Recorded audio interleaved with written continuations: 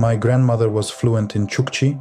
My parents can speak it too, though not very well. As for me, I only know the literary form. I can read Chukchi literature, but that's all. Even my lecturer at the Institute of the Peoples of the North, who was herself Chukchi, wasn't fluent. It felt like studying a foreign language at school or university.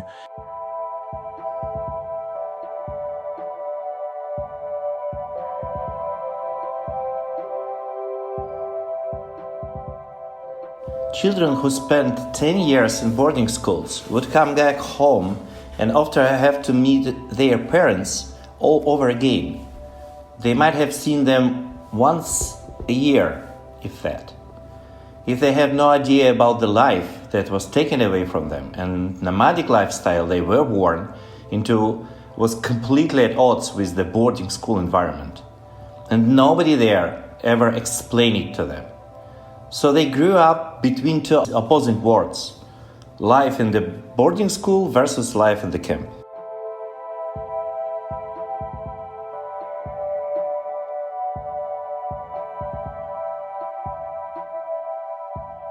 People need to be given the opportunity to be proud of this.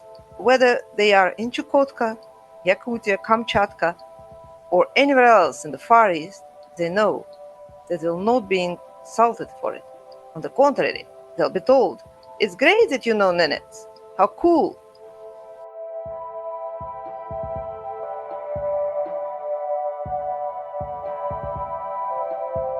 You are listening to the podcast of Anti-Discrimination Centre Memorial. This episode is about the rights of indigenous peoples, the right to the traditional way of life, to self-determination, to culture and to language. I'm Gelia Pevzner, and today in the studio I am joined by three wonderful guests. Mark Zdor, a native of Chukotka, member of the International Committee of Indigenous Peoples of Russia and an anti-war activist. Hello, Mark. Hello, everyone. Dmitry Dubrovsky, sociologist and lecturer of Charles University in Prague. Good evening. And Stefania Kulaeva from Anti-Discrimination Centre Memorial. Hello. Today we'll be talking about education, about the right of indigenous people to study their languages and cultures, and of course about law enforcement, because without that, rights on paper mean little in practice. We'll be asking how much of this right now exists in theory alone, and how much is actually available to indigenous communities. And I'd like to begin by asking Mark to tell us his personal story. Hello, my name is Tletegin. That's my traditional Chukchi name. I was born and raised in Neshkan, a Chukchi village of sea hunters and reindeer herders. It's on the Arctic coast in the region known as the Bering Strait, not far from Alaska. For our people, sea hunting, nomadic reindeer herding, fishing, and gathering aren't just a means of survival, they're core parts of our spiritual and cultural identity. My relatives and neighbors still live in the traditional way. Their relationship with nature taught me to respect our land and the traditions that have been passed down for generations. As a child, I loved Chukchi wrestling. It was only later that I realized it shapes not just the body, but also one's identity. It opened me up to the values and worldview of my people. That's probably why I set myself the goal of doing something meaningful for my community, and I dreamed of studying my culture. This dream took me to St. Petersburg, where I enrolled to study at a physical education college and then at the Institute of the Peoples of the North. But before we talk about your time at the Institute, did you have any classes in school on local history on your native language? We had nothing, no history, no language, no literature. As far as I know, in the villages, Chukchi and local history are taught in a very reduced form. In practice, almost no one speaks the language anymore except the older generation. And what about in your family? My grandmother spoke Chukchi fluently, but in everyday life, they mostly spoke Russian. My parents speak a little Chukchi, but not well. And what about you? Only the literary language. I read Chukchi books, but that's it. Dmitry, let me bring you in here. Were there any school programs at all for indigenous languages? The problem wasn't only that many languages didn't have proper programs. Even then these existed, local Russian speakers, being a part of the imperial majority, never bothering to learn them. Bilingualism must be mutual, must be both sides responsibility. But what for the minority languages, the space where the language lives in already so small. Unless that space is reached as full, it fades. And of course, the number of speakers matters. If there are only the handful, you can't really create television programs or vibrant media landscape in that language. I'd like to point out that although Russia has now withdrawn from Council of Europe's Framework Convention on the Protection of National Minorities, and unfortunately Russia is steadily renouncing other conventions, even the Convention of Council of Europe against torture, but for a long time Russia was part of the Framework Convention on National Minorities Protection. And when I started studying indigenous education requirements, I was amazed to learn that experts and linguists working on this convention all agreed that children must start learning in their native languages, at least in primary school. Only later should the state languages be added as part of bilingual model. But in the post-Soviet period, while these conventions were still in place, resources were being steadily reduced. Education, media, everything. There were short windows of freedom. For instance, in the 1920s, after the revolution, when indigenous activists worked to create written forms of the language, but in the 1930s, all this was brutally shut down. Again, in the 1990s, after ratifying the Framework Convention on Minority Rights, there was a brief window. I remember meeting a Chukchi speaker who hosted a weekly radio program in her native language, just 15 minutes long once a week. Imagine, people who had to dominate this land linguistically a century earlier were reduced to 15 minutes native language in the media a week. Over a century, we witnessed massive destruction of linguistic diversity. By the end of the 1990s, those fragile initiatives were gone. Mark, was your generation already in school at a time when indigenous languages were no longer taught? As far as I remember, by then, the level of fluency had already declined. Native speakers were gone, and classes, if any, were taught by linguists rather than by speakers themselves. Yes, from the MAF of the 1980s onward, children weren't raised as native speakers anymore. Even my lecturer at the institute wasn't fluent in Chukchi, though she was Chukchi herself. Oh, so was she basically teaching it as a foreign language? Exactly, which I only began studying Chukchi at university, but I was very disappointed. Everything was in Russian. And I thought we'd be learning in Chukchi, but even Chukchi literature was taught in Russian. So the teacher spoke Russian. And grammar books also were made in Russian. And now I live in Germany, and it's a different story. When you learn German, you learn fully in German. Dmitry, would you like to add anything? Yes. The Soviet model, teaching the native language first, then switching to the Russian, wasn't bad in theory, but in practice, only minorities become bilingual, while Russians stayed dominant. That is a matter of status. If the language has no political status, why use it? Well, this applied mostly to larger groups, those with their own republics. But nomadic people were different. Their children were taken away by force and taught separately. Research shows that even toddlers, when just 2 years old, were removed from their families and placed in boarding schools, actually especially in Chukotka. The purpose was to cut them off from family, life, language, and traditional culture. Exactly. Instead of nomadic schools with nomadic teachers, the state imposed boarding schools. Children lived there for years, barely seeing their parents. They grew up not knowing the life they had lost. The nomadic way in life crashed completely with the schooling system, which never acknowledged or explained it. They were caught between two incompatible models. This is the life in the boarding school, and that's life in the camp. And the school curriculum were designed around European knowledge, ignoring local traditions and ways of passing them on. In fact, they destroyed those practices along with the languages. I looked at what training programs are available in Canada. There is a master's degree in management, a master's degree for social workers, so very practical programs. Well, yes, practical. And also taking into account the principle of prior consent. Indigenous people must agree in advance to everything that is proposed to be done with them. This is what Canadians are striving to do. I'm not sure that there is always work there, but in Siberia and Far East, when creating higher and secondary educational programs, it seems that they didn't even try to find out and obtain this concept.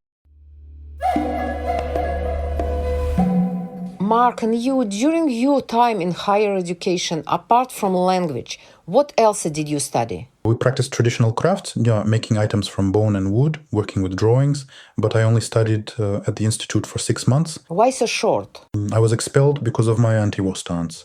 When was that? In March 2022, when Russia invaded Ukraine, protests began in St. Petersburg. I joined one, was arrested, fined, and then my university was informed. I was summoned, reprimanded, and forced to attend lectures about Ukraine. What did they tell you? That Ukraine was a gift from Lenin, that it was full of neo-Nazis. I refused to agree and said it was all lies. And they warned me I'd have problems if I kept speaking that way. Were there other students who also disagreed with these lectures? Yes, you could see the students' reaction when they read this to us. You could tell they were unhappy. And perhaps the students of the Faculty of Northern Peoples do not feel like representatives of Russian world themselves. There were both indigenous people and Russians. There were also Russian students who studied the culture and language of the peoples of the North. And were they all punished? Some were simply dissatisfied, but some were punished, some were expelled. Mark, what degree were you studying for? What was the name of the degree you received upon graduation? I studied philology. And was it possible to graduate, for example, as a sociologist or not? It was possible to work as a teacher of your native language. Basically, as far as I understand it, the institute was designed so that the representatives of different peoples could come, get their education, and then go back home. It was usually like that. They studied for 4 years and then went back home to their native villages. Dmitry, and how did this look in Soviet times? There was a faculty for the peoples of the Far North. There was also the Institute of the Peoples of the Far North. It's later become a part of the Herzen Institute as a faculty. Then another interesting development appeared. The State Polar Academy, which was closed in 2015 after existing of 17 years. And it was clear that the practical purpose of these programs lay in the fact that they had a cluster of languages courses, a cluster connected with administration, and another cluster connected with various kinds of ecology. Moreover, the Northern Polar Academy placed strong emphasis of the Arctic studies and research on the North. It's eventually ended, rather oddly, with the Polar Academy being merged with the Hydrometeorological Institute. The separate problem of such educational institutions always was, and still remain, and distantly Russian colonial attitudes of staff and teachers among the students. On the one hand, students often found themselves in the big city, in the unfamiliar environment, and unfamiliar places with, unknown practices. They were often not very familiar of the living in the big cities, how they can use the metro, and they displayed certain difficulties, just like any other person confronted with the challenges of life in the large and familiar city with unfamiliar transport and unknown rules of how you should use it. But this difference was interpreted by the staff, by the lecturers, by the observers, in cultural terms, as terms of cultural distinctions. We had one respondent, a librarian of these institutions, the Polar Academy, who said, well, of course, they are underdeveloped, they are uncivilized, but we do try. Though in general, of course, it's hard to say what will come out. They were probably never have seen books in their lives.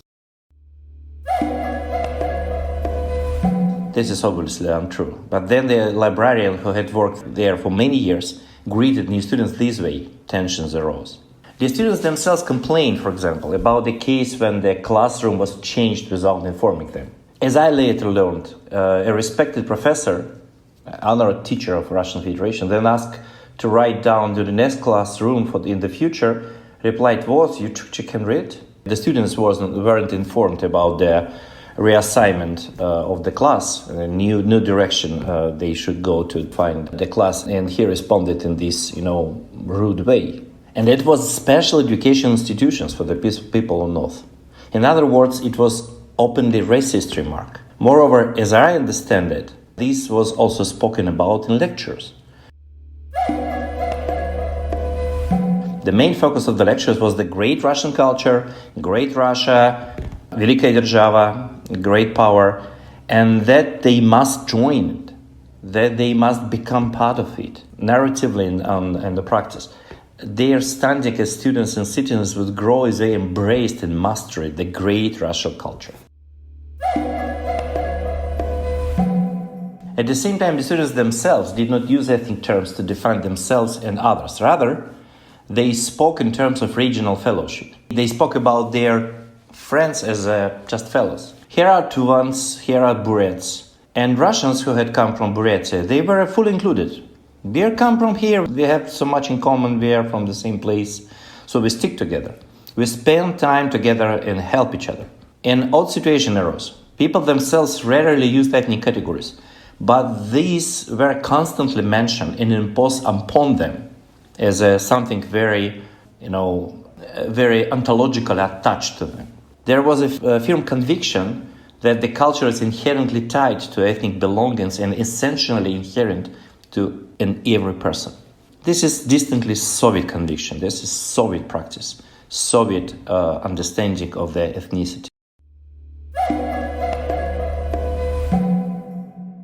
It is passed through the education system even into those members of minority groups who continue to remain part of this discourse. The discourse of this ethnicity as being innate, biologically determined, unchanging, and passed down from generation to generation. Therefore, one of the very important, I think, under-researched question is the following. The role of the such educational institutions play, on the one hand, in constructing inequality, above all through the cultural racism they provided, and on the other hand, in reinforcing the idea that ethnicity is innate, biologically determined, unchanging, and passed down from generation to generation. These universities should, in principle, be places of smoothing out inequality, places for critical discussion or deconstruction of this inequality. Instead, such institutions have become places where cultural racism is reinforced, and their minority students are drawn into the very framework of this cultural racism and scientific determinism.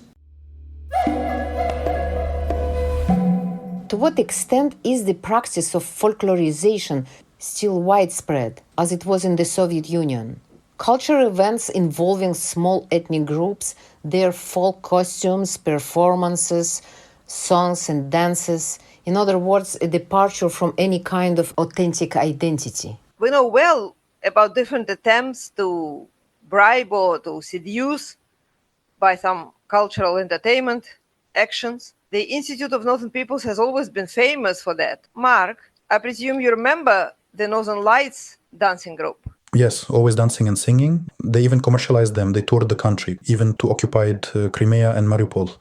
What Mark says has its roots in the Soviet Union. People posed as representative of certain nation, but in reality they didn't care much about that nation as a whole in particular. In return, however, they received privileges, advanced personality, and lived well. They were not really interested in how their people actually lived. German anthropologist Otto Radke described that what had happened in Soviet Union and what continues to have been happening in Russian Federation is a kitchen multiculturalism.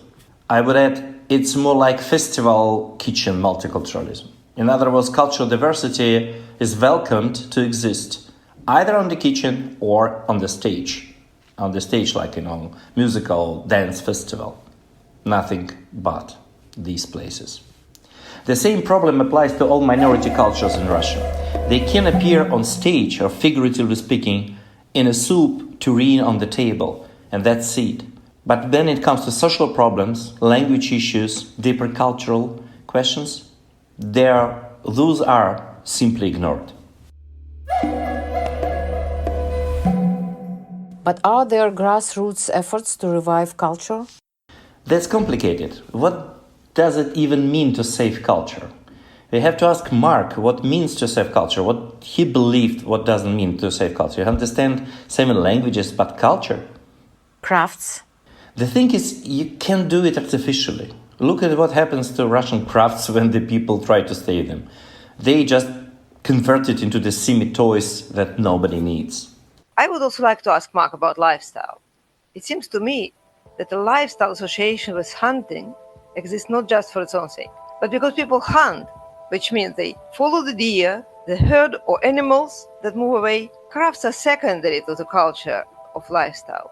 Lifestyle is much more important than creating crafts based on design that were never actually used by indigenous peoples. What is really needed, I think, is to explain how to find your way in the snow, how to sail a boat in certain weather conditions. In other words, the very things that were destroyed by the boarding schools that Dmitry talked about. I wasn't asking about anything exotic, as you understand, but about real grassroots initiatives, at least in terms of language learning. In Soviet time, for example, Jews organized Hebrew clubs, and people tried to learn their language in some way. Are there any such initiatives today? I haven't heard of any. I've heard about grassroots initiatives to create an online application for learning one's native language. Some of my friends from different nations have mentioned that they are considering developing such a tool so that those who know the language can help those who don't. I have a question to Mark.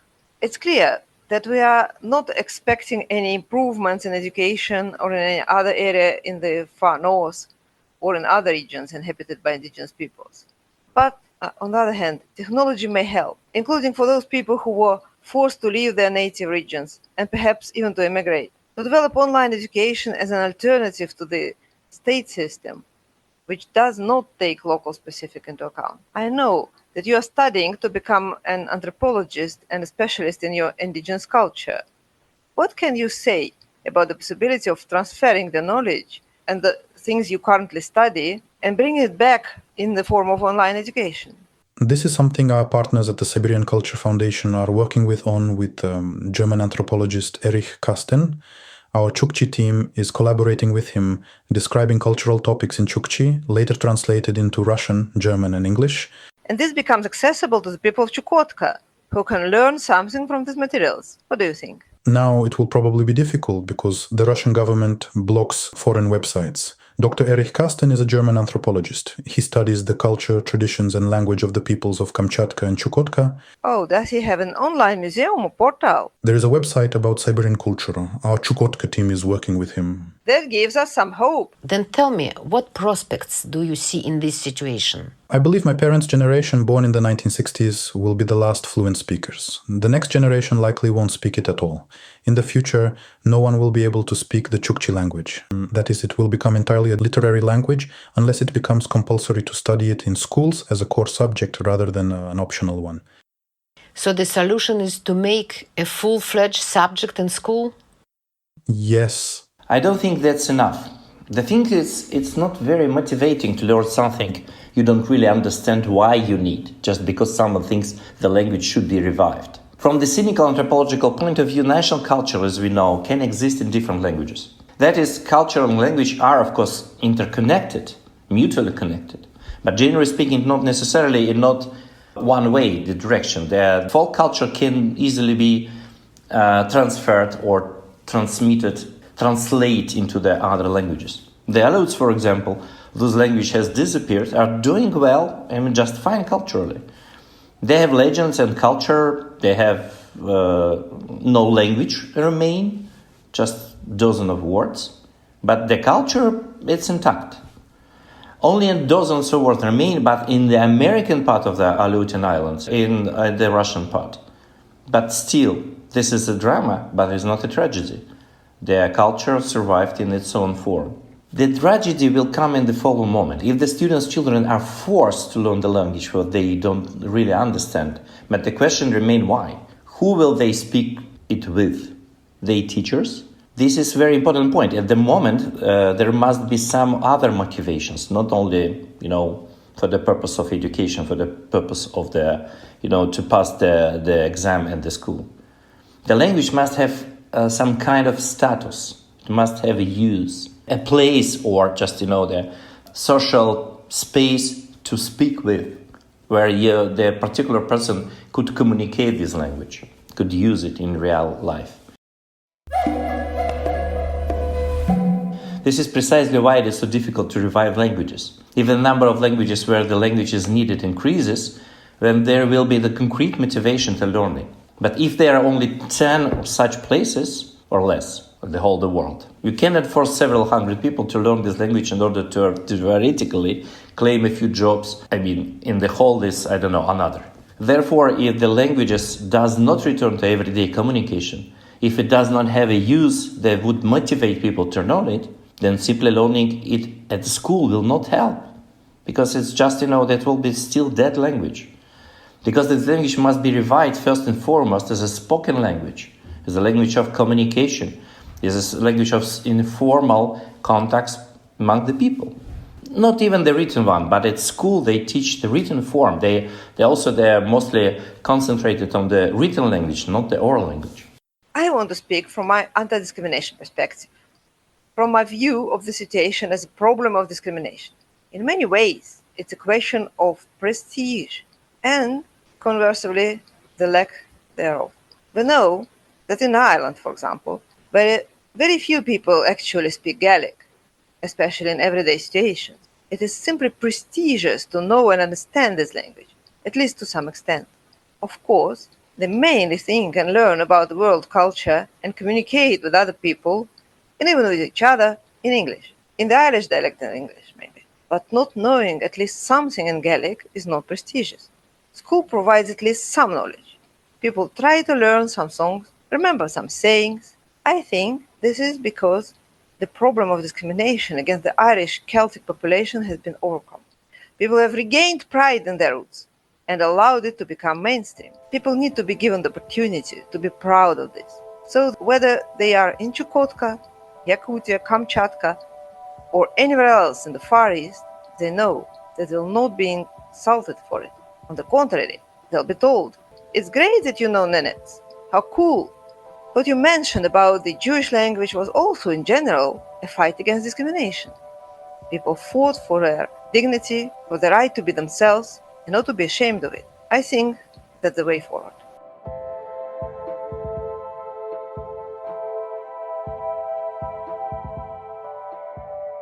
And on that hopeful note, we have to end this second episode of our podcast series dedicated to the indigenous people of Russia and their rights. In the next episode, we'll talk about the right to preserve culture. For now, we must say goodbye. Thank you so much to our guests and to everyone who listened. This was the podcast of Anti-Discrimination Centre Memorial.